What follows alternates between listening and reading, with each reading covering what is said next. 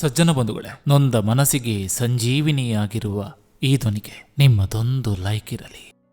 ಮನುಷ್ಯ ಸೋಲಿನಲ್ಲಿ ಕಲಿಯುವಷ್ಟು ಪಾಠಗಳನ್ನು ಗೆಲುವಿನಲ್ಲಿ ಕಲಿಯುವುದು ಅಸಾಧ್ಯ. ಹಣದ ಮೂಲಕ ಗಳಿಸುವುದು ಎಂದಿಗೂ ಶಾಶ್ವತವಲ್ಲ. ಪ್ರೀತಿ, ವಿಶ್ವಾಸ, ಮಾನವೀಯತೆಯಿಂದ ಗಳಿಸುವ ಸ್ನೇಹ ಸಂಬಂಧಗಳೇ ಕೊನೆಯವರೆಗೂ ಶಾಶ್ವತ. ಜೀವನದಲ್ಲಿ ಇಬ್ಬರೇ ಸ್ನೇಹಿತರು, ಒಂದು ಕನ್ನಡಿ, ಇನ್ನೊಂದು ನೆರಳು. ಕನ್ನಡಿ ಸುಳ್ಳು ಹೇಳಲ್ಲ, ನೆರಳು ಜೊತೆ ಬಿಡಲ್ಲ. ತಂದೆಯ ಸಂಪತ್ತಿನಲ್ಲಿ ಊಟ ಮಾಡಿ ಭೋಗಿಸಿದ್ರೆ ಹಳಸಿದ್ದು ಉಂಡಂತೆ, ಇನ್ನೊಬ್ಬರ ಸಂಪತ್ತಿನ ಸಾಲ ಮಾಡಿ ಉಂಡರೆ ಎಂಜಲು ಉಂಡಂತೆ. ನಿನ್ನ ದುಡಿಮೆಯ ಸಂಪತ್ತಿನಲ್ಲಿ ಸವಿದ್ರೆ ಮೃಷ್ಟಾನ್ನ ಭೋಜನ ಸವಿದಂತೆ. ನಿನಗಾದ ನೋವನ್ನು ಮರೆತು ಬಿಡು, ಆದರೆ ಆ ನೋವಿನಿಂದ ಕಲಿತ ಪಾಠವನ್ನು ಎಂದಿಗೂ ಮರೆಯಬೇಡ. ಒಳ್ಳೆಯ ಮುಖಗಳ ಪರಿಚಯ ಎಷ್ಟಾದರೂ ಸಿಗ್ಬೋದು, ಆದರೆ ಒಳ್ಳೆಯ ಮನಸ್ಸಿರುವವರ ಪರಿಚಯ ಸಿಗುವುದು ನಮ್ಮ ಅದೃಷ್ಟದಿಂದ ಮಾತ್ರ. 100 ಮನಸ್ಸುಗಳ ನೋಯಿಸಿ ಹಚ್ಚಿದರೇನು ದೇವರ ಮುಂದೆ ದೀಪ, ತಡೆಯುವುದೇನು ಅದು ನೊಂದ ಮನಸ್ಸುಗಳು ನೀಡುವ ಶಾಪ. ತಾನಾಗಿ ಬಂದದನ್ನು ಸ್ವೀಕರಿಸು, ತಿರಸ್ಕರಿಸಬೇಡ. ಯಾಕಂದ್ರೆ ನಿನಗೇನು ಒಳ್ಳೆಯದು ಅದನ್ನು ದೇವರು ಕೊಟ್ಟೇ ಕೊಡ್ತಾನೆ. ಬಲವೆಂದರೆ ನಾವು ನಿಂತಾಗ ನಮ್ಮೊಂದಿಗೆ ನಿಲ್ಲುವುದಲ್ಲ, ನಾವು ಬಿದ್ದಾಗ ನಮ್ಮೊಂದಿಗೆ ನಿಂತು ನಮ್ಮನ್ನು ಎಚ್ಚರಗೊಳಿಸುವುದು. ನಮಗೆಷ್ಟೇ ಕೋಟಿ ಆಸ್ತಿ ಇದ್ರೂ 100 ವರ್ಷ ಬದುಕಲಾರೆವು. ನಾವು 10 ಮನೆ ಕಟ್ಟಿಕೊಂಡರೂ ಇರುವುದು ಮಾತ್ರ ಒಂದೇ ಮನೆಯಲ್ಲಿ. ಹಣ ಸಂಪಾದಿಸೋದು ಮಾತ್ರ ಮುಖ್ಯ ಅಲ್ಲ, ಜೊತೆಗೆ ಮನುಷ್ಯರ ಸಂಬಂಧ ಕೂಡ ಅಷ್ಟೇ ಮುಖ್ಯ. ಕಾಣಬಾರದೆಂದು ಕಣ್ಣು ಮುಚ್ಚಿಕೊಳ್ಳಬಹುದು, ಆದರೆ ನೆನಪಾಗಬಾರದೆಂದು ಮನಸ್ಸು ಮುಚ್ಚಿಕೊಳ್ಳಲು ಸಾಧ್ಯವಿಲ್ಲ. ಅತಿ ಮೌನದ ಹಿಂದೆ ಹೇಳಲಾಗದ ಸತ್ಯವಿರ್ತದೆ. ತಾಳ್ಮೆಯ ನಗುವಿನ ಹಿಂದೆ ಕಾಣದಷ್ಟು ಕೋಪವಿರ್ತದೆ. ಗೆಲ್ಲುವ ಧೈರ್ಯದ ಹಿಂದೆ ಸೋಲುವ ಭಯವಿರ್ತದೆ. ನೊಂದಿರುವ ಮನಸ್ಸಿನ ಹಿಂದೆ ನುಂಗಲಾರದ ನೋವಿರ್ತದೆ. ಕಲಿಯುಗದಲ್ಲಿ ದಾನಿ ಬಡವನಾಗಿರ್ತಾನೆ, ಜಿಪುಣ ಶ್ರೀಮಂತನಾಗಿರ್ತಾನೆ. ಪಾಪಿಗಳು ದೀರ್ಘಕಾಲ ಬದುಕ್ತಾರೆ, ಪುಣ್ಯಾತ್ಮರು ಬೇಗ ಸಾಯ್ತಾರೆ. ಹೀನ ಗುಣದವನು ರಾಜನಾಗ್ತಾನೆ, ಉತ್ತಮನು ಸೇವಕನಾಗಿರ್ತಾನೆ. ಗೊಂಬೆ ಆಡಿಸೋನು ಮೇಲೆ ಒಬ್ಬ ಇದ್ರೆ, ಕಡ್ಡಿ ಆಡಿಸೋರು ನಮ್ಮ ಸುತ್ತ 108 ಜನ ಇರ್ತಾರೆ. ಪ್ರತಿಯೊಂದು ಯಶಸ್ವಿ ಬದುಕಿನ ಹಿಂದೆ ಸಾವಿರಾರು ಕಷ್ಟಗಳ ಕತೆಗಳೇ ಇರ್ತದೆ. ಜೀವನದಲ್ಲಿ ನಿಮ್ಮನ್ನು ಯಾರು ನಂಬಿರ್ತಾರೋ ಅವರಿಗೆ ಎಷ್ಟೇ ಕಷ್ಟ ಬಂದರೂ ಸುಳ್ಳು ಹೇಳಬೇಡಿ. ಯಾರು ನಿಮಗೆ ಸುಳ್ಳು ಹೇಳಿರ್ತಾರೋ ಅವರನ್ನ ಯಾವತ್ತೂ ನಂಬೇಡಿ. ನೀರು ಬೆಂಕಿಯಿಂದ ಬಿಸಿಯಾಗ್ತದೆ, ಆದರೂ ಕೂಡ ನೀರು ಬೆಂಕಿಯನ್ನು ಆರಿಸೋ ಗುಣವನ್ನ ಬಿಟ್ಟುಕೊಡೋದಿಲ್ಲ. ಹಾಗೆ ನಾವು ಎಂಥವರ ಜೊತೆ ಸೇರಿದ್ರೂ ಕೂಡ ನಮ್ಮತನವನ್ನು ಬಿಟ್ಟುಕೊಡಬಾರ್ದು. ನೇಸರನ ಬೆಳಕು ಗಾಢವಾಗಿದ್ದರೂ ಇಡೀ ಜಗತ್ತು ಅವನಿಂದಲೇ ಬೆಳಗುತ್ತಿದೆ. ಹಾಗೆ ಕೋಪ ಬೇಗ ಯಾರಿಗೆ ಬರುತ್ತೋ ಆ ಹೃದಯದಲ್ಲಿ ಪ್ರೀತಿ ಕಾಳಜಿ ಅತಿಯಾಗಿರ್ತದೆ. ಸಿಗದ ಪ್ರೀತಿಗೆ ಸೆಳೆತ ಹೆಚ್ಚು, ಸಿಗುವ ಪ್ರೀತಿಗೆ ತಿರಸ್ಕಾರ ಹೆಚ್ಚು. ಸಮಯ ಬಂದಾಗ ನಮ್ಮವರು ಯಾರು, ನಮ್ಮವರಂತೆ ನಟಿಸುವವರು ಯಾರು ಎಂದು ದೇವರೇ ನಮಗೆ ಗೊತ್ತು ಮಾಡಿಸ್ತಾನೆ. ಮಾಡುವ ಕೆಲಸ ನಿಧಾನವಾದರೂ ಪರವಾಗಿಲ್ಲ, ನಿರಂತರವಾಗಿರ್ಲಿ, ನೀವು ಗೆದ್ದೇ ಗೆಲ್ತೀರಾ. ಸತ್ಯದ ದಾರಿಯಲ್ಲಿ ಹೋಗು. ನೀನು ನಡೆಯುವಾಗ ಪಾತಾಳಕ್ಕೆ ಬಿದ್ದರೂ ಮೇಲೆತ್ತಲು ಆ ಭಗವಂತ ಬಂದೇ ಬರ್ತಾನೆ. ನಮಗೆ ಸಿಗಲಾರದ ವಸ್ತುಗಳ ಬಗ್ಗೆ ಚಿಂತಿಸೋದನ್ನ ಬಿಟ್ಟು ಇರುವುದರಲ್ಲಿ ಖುಷಿ ಪಡುವುದೇ ಜೀವನ. ಮನಸ್ಸು ನಿರ್ಮಲವಾಗಿದ್ರೆ ಅದೇ ಸಾಕ್ಷಾತ್ಕಾರ. ಮಾತು ಮೃದುವಾಗಿದ್ದರೆ ಅದೇ ಚಮತ್ಕಾರ. ನಡತೆ ಶುದ್ಧವಾಗಿದ್ರೆ ಅದೇ ಪುರಸ್ಕಾರ. ಜೀವನ ಸರಳವಾಗಿದ್ರೆ ಅದೇ ಸಂಸಾರ. ಬೊಗಸೆ ಮಣ್ಣಿಗಿರುವ ಬೆಲೆ ಬುಟ್ಟಿ ಬಂಗಾರಕ್ಕೆ ಇಲ್ಲ. ಮನುಷ್ಯ ಬಿತ್ತಿದ ಬೀಜ ಮೊಳಕೆ ಹೊಡೆಯುವುದು ಮಣ್ಣಿನಲ್ಲಿ ಹೊರತು ಬಂಗಾರದಲ್ಲಿ ಅಲ್ಲ. ನಾವು ಜೀವನದಲ್ಲಿ ಎಷ್ಟೋ ಸಲ ಕೆಲವರಿಂದ ಮೋಸ ಹೋಗಿರ್ಬೋದು, ಆದರೆ ಅದಕ್ಕೆ ಕಾರಣ ಅವರ ಬುದ್ಧಿವಂತಿಕೆ ಅಲ್ಲ, ನಾವು ಅವರ ಮೇಲೆ ಇಟ್ಟಿರೋ ನಂಬಿಕೆ. ತಾಯಿಗೆ ಮಾಡಿದ ಸಹಾಯ ಅದು ಸಹಾಯವಲ್ಲ, ಅದು ನಿನ್ನ ಋಣ. ತಂದೆಗೆ ಮಾಡಿದ ಸಹಾಯ ಅದು ಸಹಾಯವಲ್ಲ, ಅದು ನಿನ್ನ ಭಾಗ್ಯ. ಶಿಕ್ಷಕರಿಗೆ ಮಾಡಿದ ಸಹಾಯ ಅದು ಸಹಾಯವಲ್ಲ, ಅದು ನಿನ್ನ ಪುಣ್ಯ. ಸಹೋದರನಿಗೆ ಮಾಡಿದ ಸಹಾಯ ಅದು ಸಹಾಯವಲ್ಲ, ಅದು ನಿನ್ನ ಕರ್ತವ್ಯ. ಸಹೋದರಿಗೆ ಮಾಡಿದ ಸಹಾಯ ಅದು ಸಹಾಯವಲ್ಲ, ಅದು ನಿನ್ನ ಜವಾಬ್ದಾರಿ. ಸಮಾಜಕ್ಕೆ ಮಾಡಿದ ಸಹಾಯ ಅದು ಸಹಾಯವಲ್ಲ, ಅದು ನಿನ್ನ ಹಕ್ಕು. ಮಡದಿಗೆ ಮಾಡಿದ ಸಹಾಯ ಅದು ಸಹಾಯವಲ್ಲ, ಅದು ನಿನ್ನ ಪ್ರೀತಿ. ಪ್ರಾಣಿ ಪಕ್ಷಿಗಳಿಗೆ ಮಾಡಿದ ಸಹಾಯ ಅದು ಸಹಾಯವಲ್ಲ, ಅದು ನಿನ್ನ ಮಾನವೀಯತೆ. ಹಸಿದವರಿಗೆ ಅನಾಥರಿಗೆ ಮಾಡಿದ ಸಹಾಯ ಅದು ಸಹಾಯವಲ್ಲ, ಅದು ನಿನ್ನ ಪೂರ್ವ ಜನ್ಮದ ಪುಣ್ಯ. ಒಂದು ಊರಲ್ಲಿ ಒಬ್ಬ ಜ್ಞಾನಿ ಇದ್ದ. ಅವನು ಒಂದು ಮನೆ ಕಟ್ಟಿ ಸಾಲ ಮಾಡ್ಕೊಂಡಿದ್ದ. ಇನ್ನೇನು ಗೃಹ ಪ್ರವೇಶ ಮಾಡುವಷ್ಟರಲ್ಲಿ ಜೋರಾಗಿ ಮಳೆ ಬಂದು ಮನೆ ಬಿದ್ದೋಯ್ತು. ಆಗ ಎಲ್ಲರೂ ಅಯ್ಯೋ ಪಾಪ ಅನ್ನುತ್ತಿದ್ದಾಗ ಅವನು ಅವರೆಲ್ಲರಿಗೂ ಸಿಹಿ ಹಂಚೋಕೆ ಬಂದ. ಆಗ ಎಲ್ಲರೂ ಮರುಕದಿಂದ ಕೇಳಿದ್ರು, ನಿನಗೆ ಹುಚ್ಚು ಹಿಡಿದಿದೆಯಾ? ಆಗ ಜ್ಞಾನಿ ಹೇಳಿದ, ಭಗವಂತ ಕರುಣಾಮಯಿ. ಗೃಹ ಪ್ರವೇಶದ ಮೊದಲೇ ಮನೆ ಕೆಡವಿದ, ಆಮೇಲೆ ಬಿದ್ದಿದ್ರೆ ನಾವೆಲ್ಲ ಸಾಯುತ್ತಿದ್ದೇವೆ ಎಂದು. ಇದರ ಅರ್ಥ ಫೈಂಡಿಂಗ್ ಪಾಸಿಟಿವ್ ಇನ್ ನೆಗೆಟಿವ್ ಆಕ್ಷನ್ಸ್. ಅಂದ್ರೆ ನಾವು ಕೆಟ್ಟದ್ರಲ್ಲೂ ಕೂಡ ಒಳ್ಳೆಯದನ್ನ ಹುಡುಕ್ಬೇಕು. ತಂದೆ ತಾಯಿ ನೆರಳಲ್ಲಿ ಇರುವವರೆಗೂ ಗೊತ್ತಾಗಲ್ಲ ಜವಾಬ್ದಾರಿ ಅಂದ್ರೆ ಏನು ಅಂತ. ಓದುವುದು ಮುಗಿಯುವವರೆಗೂ ಗೊತ್ತಾಗಲ್ಲ ಸಮಾಜ ಅಂದ್ರೆ ಏನು ಅಂತ. ಕಷ್ಟ ಬರುವವರೆಗೂ ಗೊತ್ತಾಗಲ್ಲ ಜೀವನ ಅಂದ್ರೆ ಏನು ಅಂತ.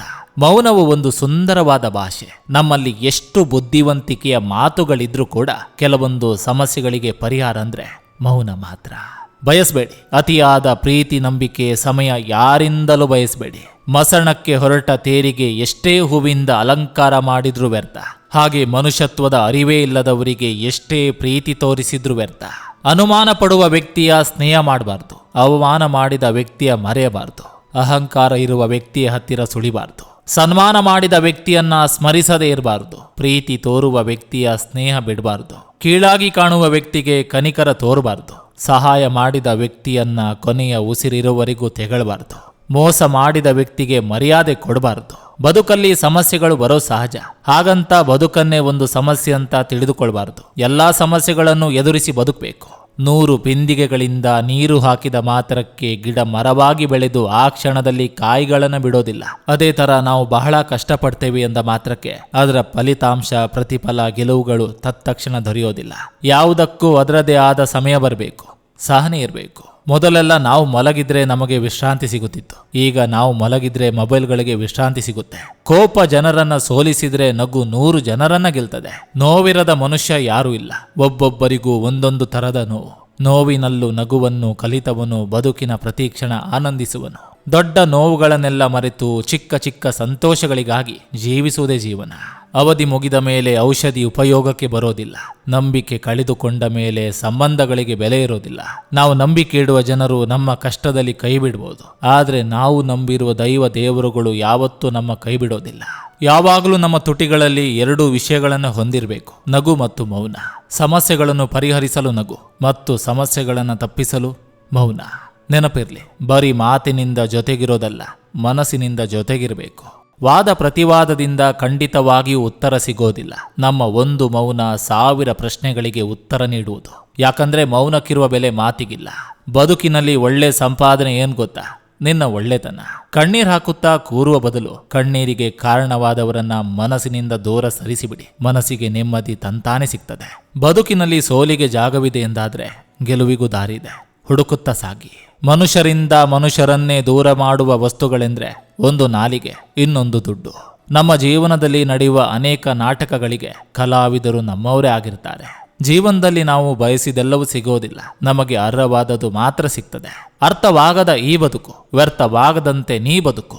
ನೋಡುವವರಿಗೆ ನಾವು ಕೆಟ್ಟವರಾಗಿ ಕಂಡರೂ ಪರವಾಗಿಲ್ಲ.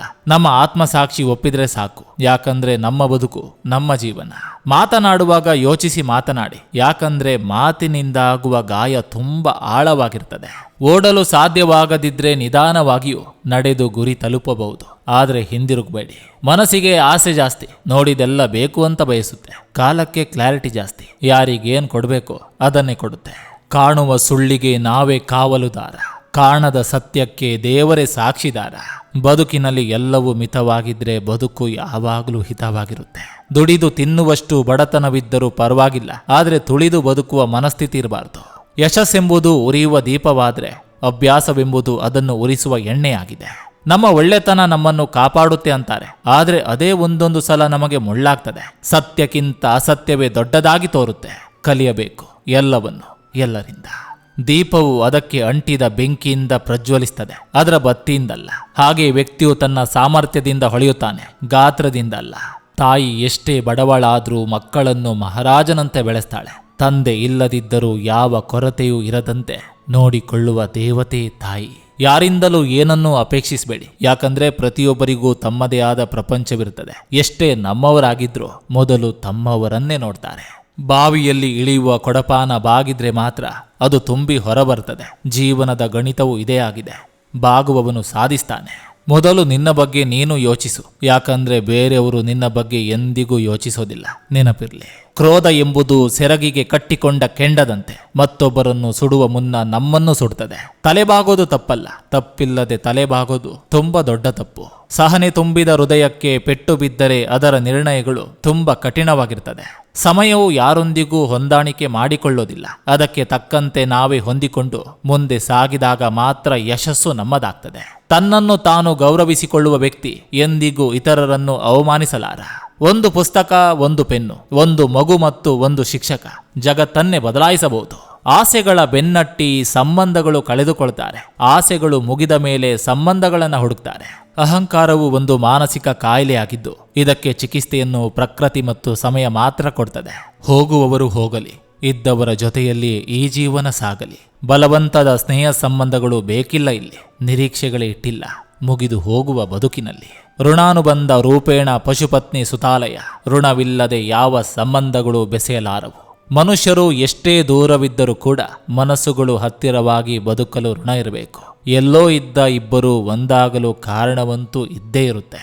ಜಗತ್ತು ಎಷ್ಟೇ ಸ್ಮಾರ್ಟ್ ಆದರೂ ಬದುಕಿನಲ್ಲಿ ಮುನ್ನಡೆಯಲು ಗುರುವಿನ ಮಾರ್ಗದರ್ಶನ ಬೇಕೇ ಬೇಕು. ಸಮಯ ಬದಲಾಗುತ್ತೋ ಇಲ್ವೋ ಗೊತ್ತಿಲ್ಲ, ಆದರೆ ನಮ್ಮ ಮಧ್ಯೆ ಇರೋ ಜನ ಕ್ಷಣ ಕ್ಷಣಕ್ಕೂ ಬದಲಾಗ್ತಾರೆ.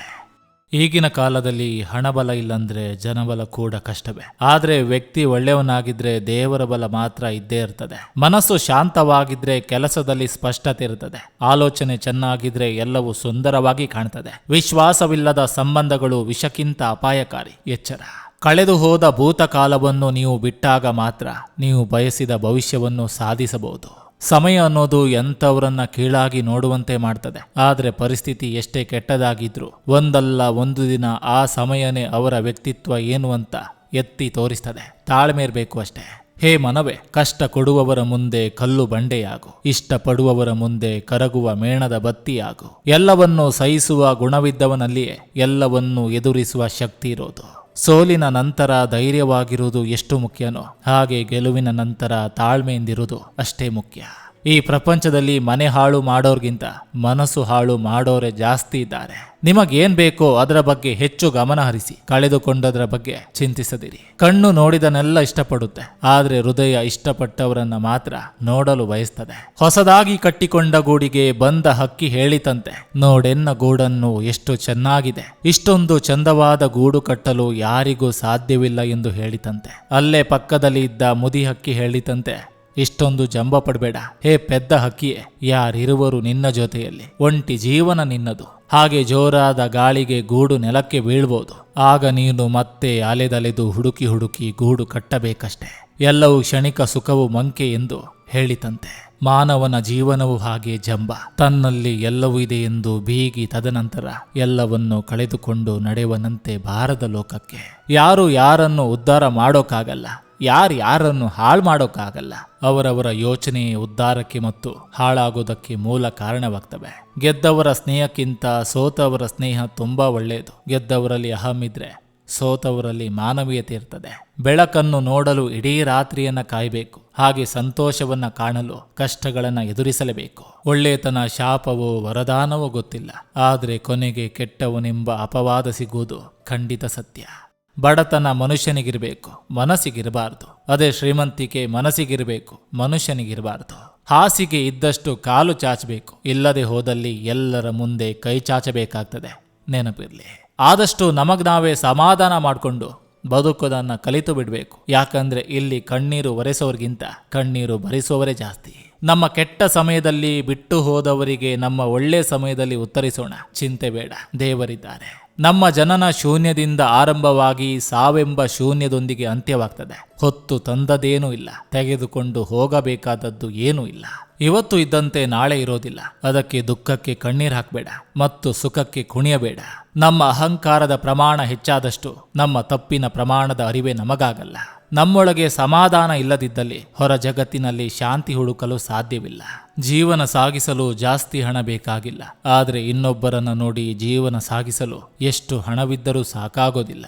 ಕಾಡಿನಲ್ಲಿರುವ ಕ್ರೂರ ಪ್ರಾಣಿಗಳು ಕ್ರೂರಿಯಲ್ಲ. ನಾಡಲ್ಲಿ ನಾಜುಕಿನ ನಾಟಕವಾಡುವ ಬಹುತೇಕ ಮನುಷ್ಯರೇ ನಿಜವಾದ ಕ್ರೂರ ಪ್ರಾಣಿ. ಸಹಜ ಜೀವನ ಶೈಲಿ ಬಿಟ್ಟು ಅಸಹಜವಾಗಿ ಬದುಕುವ ಜೀವ ಮನುಜ ಮಾತ್ರ. ತ್ರೇತಾಯುಗದ ಯುದ್ಧ ಹೆಣ್ಣಿಗಾಗಿ, ದ್ವಾಪರ ಯುಗದ ಯುದ್ಧ ಮಣ್ಣಿಗಾಗಿ, ಈ ಕಲಿಯುಗದ ಯುದ್ಧ ದುಡ್ಡಿಗಾಗಿ.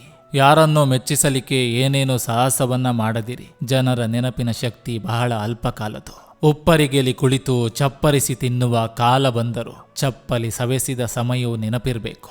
ಯಾವ ಪ್ರೀತಿ ಗೌರವವನ್ನು ನೀನು ಹೆತ್ತವರಿಗೆ ಕೊಟ್ಟಿರುವೆಯೋ ಅದೇ ಪ್ರೀತಿ ಗೌರವ ನಿನಗೆ ನಿನ್ನ ಮಕ್ಕಳಿಂದ ಸಿಗುವುದು. ಇಲ್ಲಿಯೇ ಕೊಡಬೇಕು, ಇಲ್ಲಿಯೇ ಪಡಿಬೇಕು. ಇಲ್ಲಿಯೇ ಸ್ವರ್ಗ, ಇಲ್ಲಿಯೇ ನರಕ. ಮಾನವನಲ್ಲಿ ಮಾನವೀಯತೆಯನ್ನು ಗುಣ ಇಲ್ಲದಿದ್ದಲ್ಲಿ ಮತ್ಯಾವ ಅದ್ಭುತ ಗುಣಗಳಿದ್ದರೂ ವ್ಯರ್ಥ.